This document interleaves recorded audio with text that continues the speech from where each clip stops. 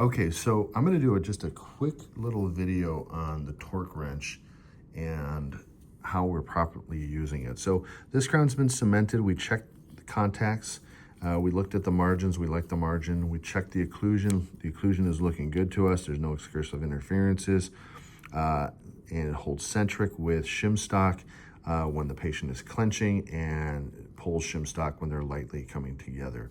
So that's kind of an ideal occlusion. So CMO, so we check contacts first, then the margins as they integrate with it, and then occlusion. If CMO is good, then we take our radiograph, vertical bite wing in the posterior, to make sure that the interface between the implant and the crown is seated, and then a PA if you want to confirm that there's no periapial pathology or any bone loss around that implant. But once you're ready and you got the green light to go ahead and put this in, so what you're going to do is, this is your final torque and your final abutment. Now this is your torque wrench. Now you can see the little arrow facing away from the torque numbers. That means you're going to loosen your implant. If you want to tighten your implant, you're going to turn it around so that the arrow faces the torque numbers. Okay.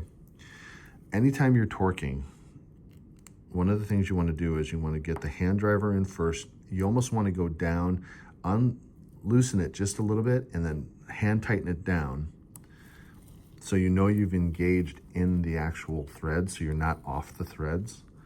Then you're going to place your torque wrench on, and then you're going to click back, and then you're going to go forward. Okay, I'm going to try to zoom in on this so you can see this. Let's see if we get it all in there. So then what you're going to do is, now let me back out just one more second.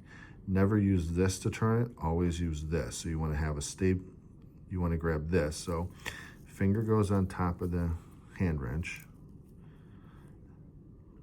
Then you grab it by the balloon. So go back, you'll hear a click, and you're going to go forward till you get to 30.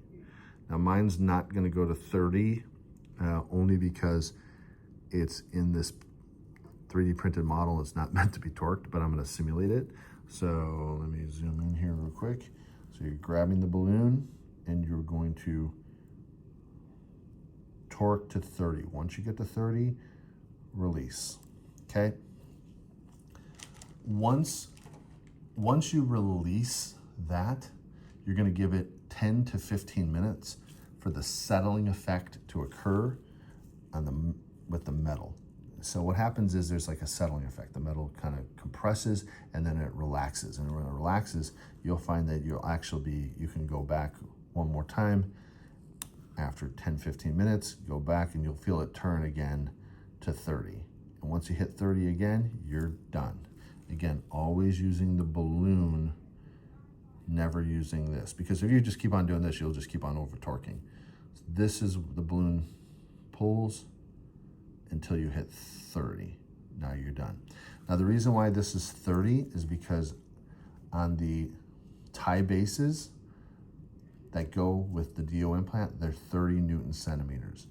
On the ones that come from Whitecap, they're 35, but just for safety's sake, just go to 30, a little bit past where that arrow is, and that would be your 35. So for DO, Whitecap, 35. For these tie bases, only 30. Okay? And that is how you use your torque wrench once you're done. Now, kind of like, actually what I'm going to do is to take it out, you're going to spin it. And then now you're just going to hold and you're going to click. Once you feel it click, usually when I feel it click and it's released, I'll just take the whole thing off and then use my finger to, you'll hear a click. That audible click says now you've released it. You can feel it and you can hear it. Now once you release it, the crown comes out. I'll probably pull out the abutment.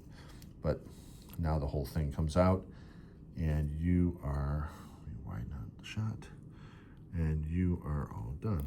And hopefully that doesn't come out on your patient. Okay. All right, any questions? Talk to your CCC, CCF, or one of us.